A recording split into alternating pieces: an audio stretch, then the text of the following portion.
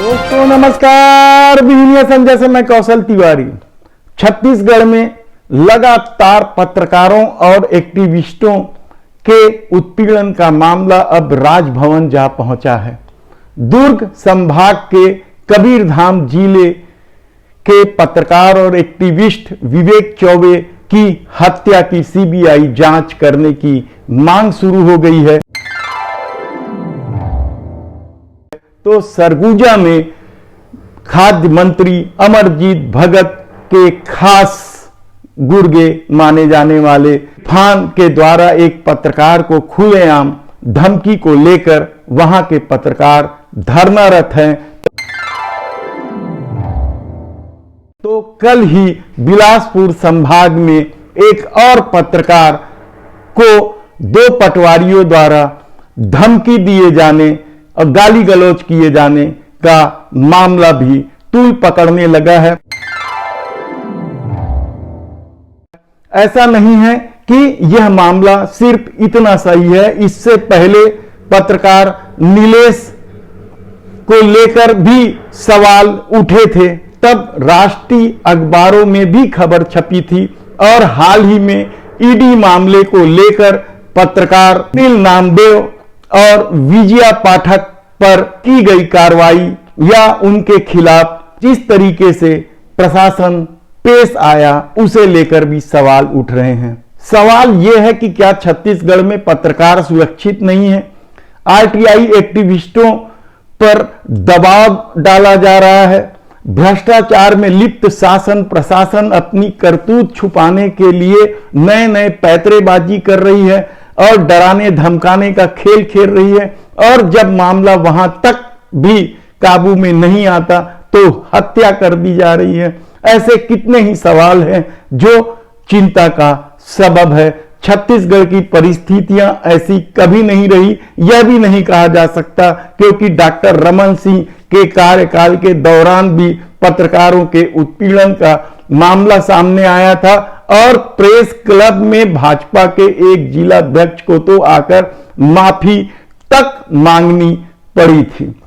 कल RTI activist Rakesh Choubey ने अपने साथियों के साथ पत्रकार विवेक चौबे की हत्या की उच्च स्तरीय जांच करने की मांग को लेकर राजभवन जा पहुंचे और उन्होंने राज्यपाल माननीय अनुसुईया उइके को ज्ञापन सौंपकर उच्च स्तरीय जांच की मांग। आरटीआई एक्टिविस्ट जो है कबीरधाम का, जिनके विवेक चौबे जी नाम था, वो बहुत सारे भ्रष्टाचारों के मामले में लगे हुए थे जानकारी निकालने के लिए। उस एक्टिविस्ट की जो आवेदन पे सूचना आयोग ने संज्ञान पे लिए थे, जानकारी देने कहा था, करोड़ों का घोटाला हुआ और इसकी हत्या कर दी गई।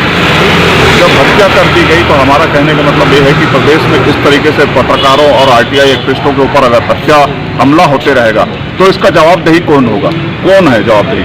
और उनको जेल भेज दिया गया। जांच में तो अधिकारी भी दोषी है, नेता भी दोषी है, किसके ऊपर कार्रवाई होगी? तो हम आज माननीय राज्यपाल महोदया से मिलकर मांग की है कि इस जांच को सीबीआई को हैंडओवर किया जाए।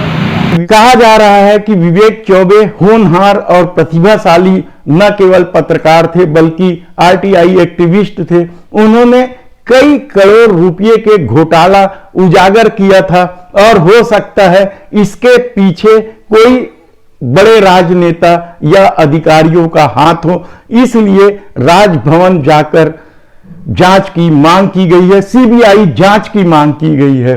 क्योंकि राज्य पुलिस जिस तरीके से विजया पाठक के घर जा पहुंची थी भोपाल में, महादेव ऐप को लेकर बड़ा लंबा चौड़ा घपला घोटाला हुआ है। यह एक सट्टा का ऐप है और इस मामले में कहा जा रहा है कि शासन प्रशासन के उच्च अधिकारी और कई बड़े नेताओं के पुत्र भी शामिल हैं।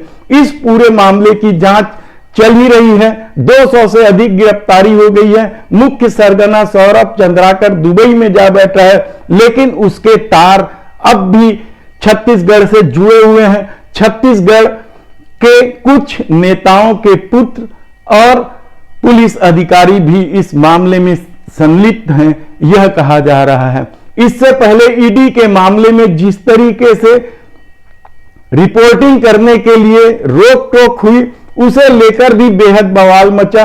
और उससे पहले चले जाएं तो नीलेश की गिरफ्तारी को लेकर भी सवाल उठे थे, लेकिन ताजा मामला विवेक चौबे का है, जिसकी हत्या कर दी गई। 40 दिन तक गुम रहा हुआ पत्रकार, और बाद में जब पता चला कि उसकी हत्या करके उसकी गाड़ी तक दफना दी गई थी, हत्या को छुपाने के लिए उसकी लाशें तक जला दी गई थी।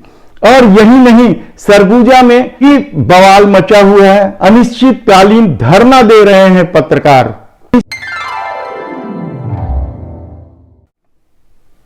मामला है मंत्री के खास आदमी के द्वारा पत्रकार, आदिवासी पत्रकार कहा जा रहा है, साखला को धमकाने का आरोप है।